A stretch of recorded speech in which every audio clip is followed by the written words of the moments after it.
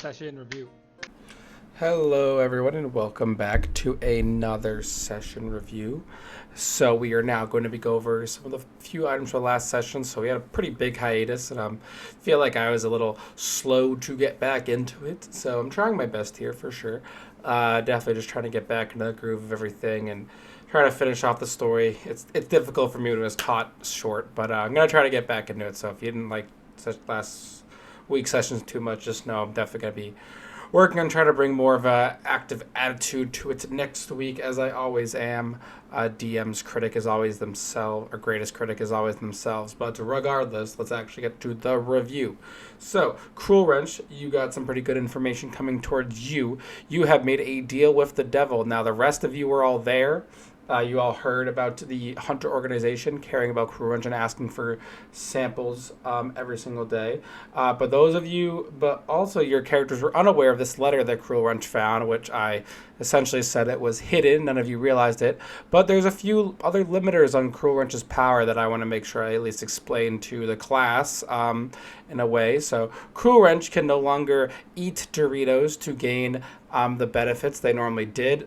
Some of you may have not known that was even a power because Cruel Wrench almost never used it. I actually thought they never did, but they said they used it in a different session. I don't remember. I thought they never used it, so I thought it was just kind of cool to get rid of. Cruel Wrench can no longer sign they can no longer sign Cruel Wrench contracts. So now when Cruel Wrench gives someone a contract to sign, it is a PepsiCo contract. If anyone would like to read the difference, it's in the contract. The Rod of Pact Keeping that Cruel Wrench generally uses is like a general warlock item that gives them some benefits to, I believe, DC saving throws and damage. That has no longer worked as they're no longer keeping their pact with PepsiCo. So it was two PepsiCos no longer working.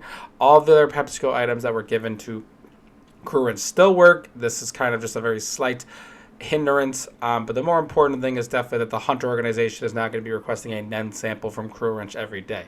So keep that in mind for sure and make sure you do that. And obviously, as I've been saying, Cruel Wrench, speaking to you, you need to understand why Cruel Wrench is doing these things.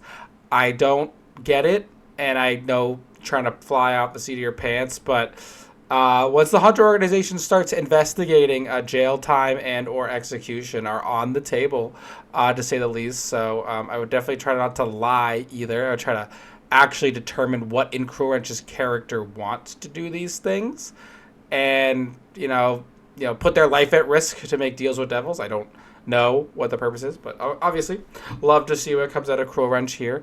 As we are moving forward.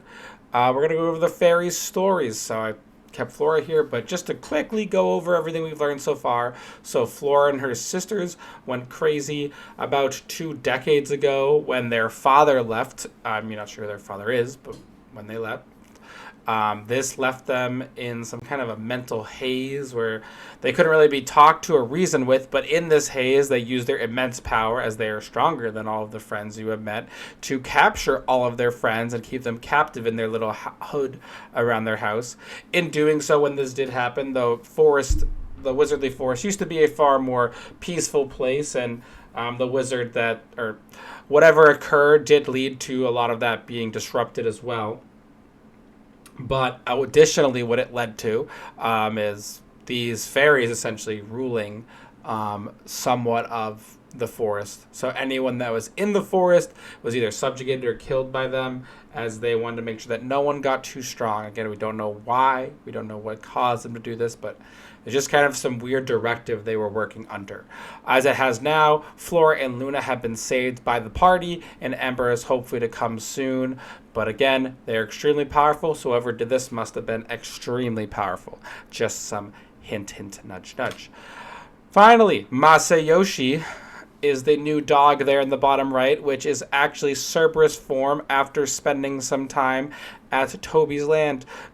Cerberus did not feel like joining Toby without someone connected to the world of the living would require them to stay in Toby's land forever, peaceful in heaven, so to speak. But instead, Cerberus wanted to go onto Earth again, or the Clover Kingdom once again, to try and right some of the wrongs that they were forced to do under Vicus's / Dravina's control. Sorry, have to remember so many names. So, Master Yoshi is now under the control of none other than Inu Tawagoto, who showed the most interest and asked Master Yoshi to join them. They passed the charisma check, but Master Yoshi, now the new name given by Inu, is very much telling Inu that if Inu does not abide by his ideas of good and truth and help him help people around the world, then Master Yoshi will simply leave him, as after leaving Toby's land, he's able to go wherever he pleases.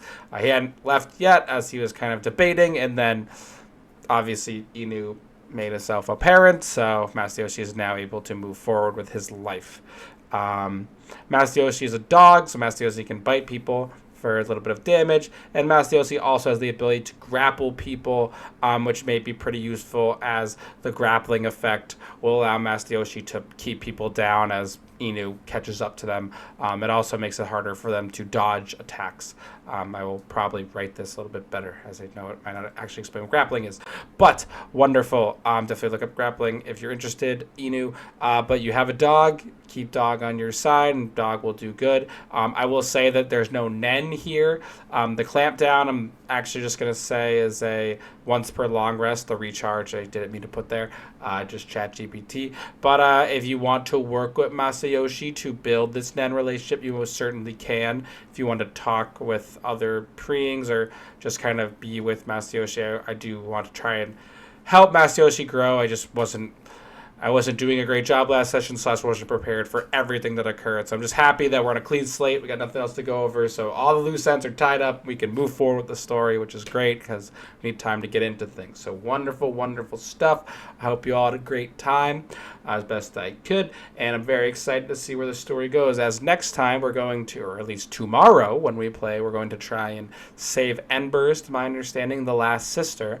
And then hopefully all of you can try to figure out what the hell happened, why they were under control, who did it, where is he now, and how do we stop him. Hopefully you figure it out without too many hitches. So wonderful, and so excited to see you there.